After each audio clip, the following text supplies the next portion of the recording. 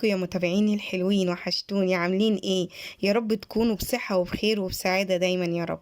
النهاردة عملت لكم صينية قنبلة من الاخر. عملت لكم الحمام المخلي، وعملت سمبوسة، وعملت طواجن جميلة جدا زي ما انتوا شايفين كده. عملت طواجن بامية.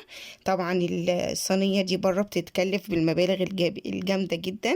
طبعا احنا عملناها النهاردة بطريقة سهلة ومفيش ابسط من كده. يعني انا عايزه اقول لكم انا عاملاها بطريقه جميله جدا. انا جبت الحمام اهو، خليتيه ازاي؟ اكتبوا لي في التعليقات والكومنتات لو انتوا عايزين اعمل لكم حلقه مخصوص ازاي انضف الحمام واخليه. هعمله لكم على طول، بس اكتبوا لي في التعليقات. انا هنا جبت التتبيله، حطيت فصين من البصل، بصلتين، معلش انا اسفه.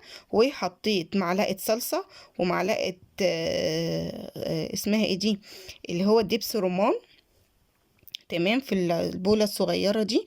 وملح وفلفل اسود وبابريكا والسبع بهارات. وبتبل بيها الحمام زي ما انتوا شايفين، انا بوريها لكم اهو. طبعا انا علشان كنت عايزة اسرع فايه الحاجات ديت، لو انتوا عايزين اعملها لكم بالتفصيل اكتبوا لي في التعليقات. طب هنبتدي دلوقتي نعمل ايه؟ نعمل حشوة الحمام. خلاص انا تبلت الحمام كله بتاعي وحطيته في التلاجة لمدة ساعتين لحد ما اعمل الحشوة اللي هو ايه. احنا النهاردة يا جماعة نحشيه بالرز بطريقة سهلة وجميلة. هنا حطيت معلقتين من 3 معالق من الزبدة.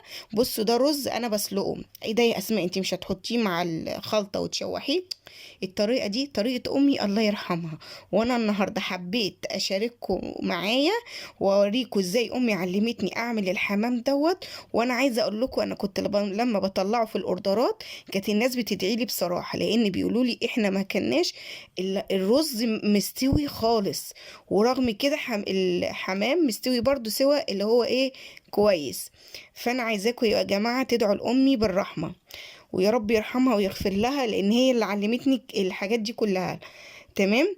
وهي دايما كانت تقولي ما تبخليش على الناس بالمعلومة، لان في ناس كتير قوي بيعرفوش الحاجات دي، فما تبخليش عليهم. وانا هسمع كلام امي وهقول لكم كل حاجة وازاي المطاعم بيعملوه بالطريقة السهلة والبسيطة دي. طبعا شفت الرز على النار بيتسلق لحد النص سوا.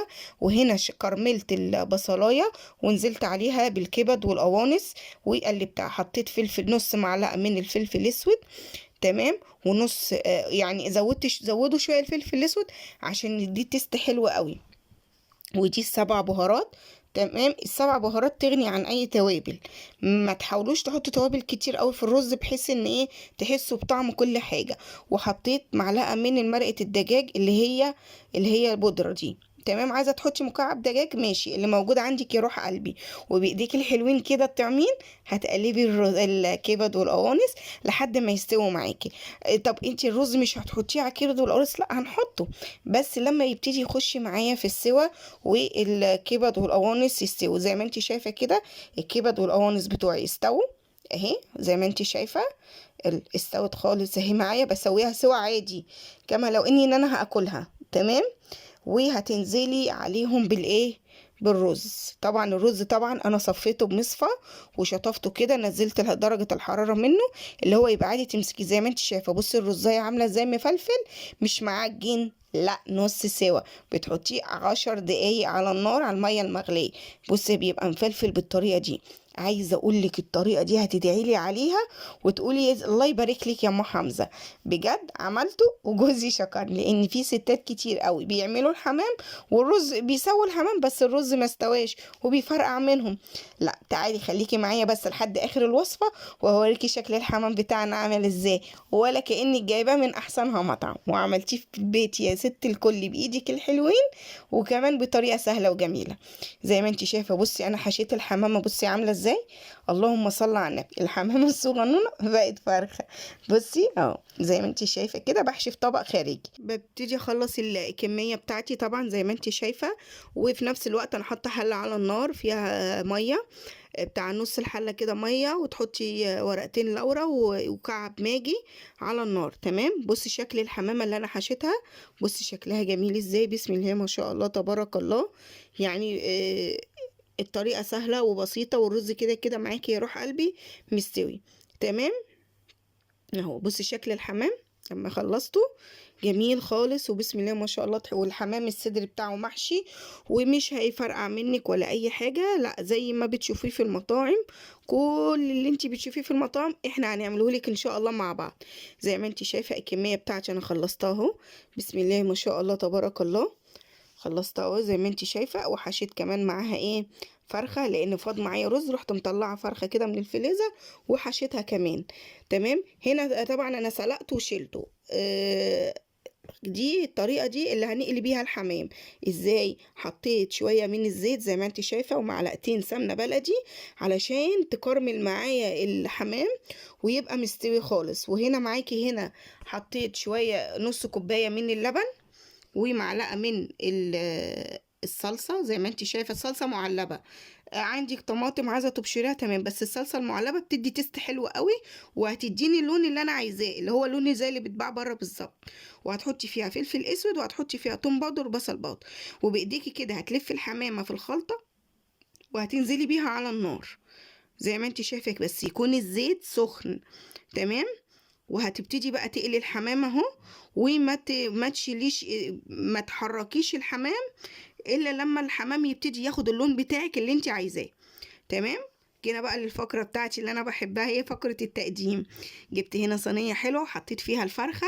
اللي على الفرخة ده الجزر اللي انا كنت سالقة بيه الفرخة، بصراحة بيبقى طعمه حلو قوي، انا مرضيتش ارميه، حطيت بيه كده ازين بيه الفرخة. وهبتدي اغرف الرز بتاعي اللي هو الرز بالخلطة بالكبد والقوانص. وجبت الصينية بتاعتي اللي هي بتتباع بره بمبالغ، طبعا انا بحب الفقره دي قوي، بحب فقره الصينيه قوي يعني. وعملت معاها رز معمر. وزي ما انتوا شايفين كده الحاجه معموله بجميله، وبسم الله ما شاء الله تبارك الله. ربنا يوسع علينا كلنا يا رب، وبألف هنا وشفا ليكم يا حبايب قلبي.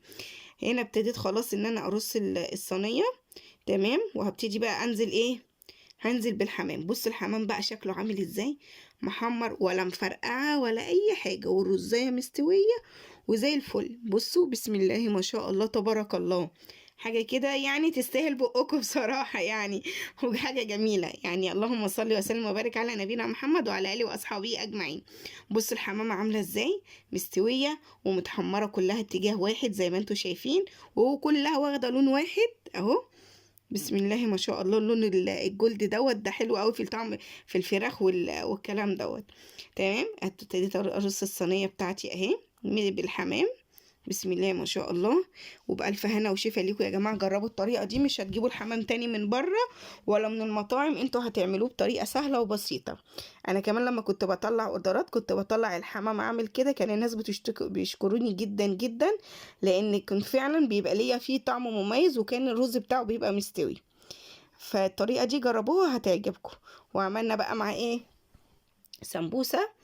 السمبوسه بتاعتنا الحلوه دي اللي ما فيش غنى عنها في رمضان، لان الاولاد عندي ما يعرفوش ياكلوا الاكل الا بالسمبوسه يعني. بس انا دايما زي ما بقول لكم بحشيها خضار او لحمه مفرومه او اي حاجه تحشيها، بيبقى طعمها حلو.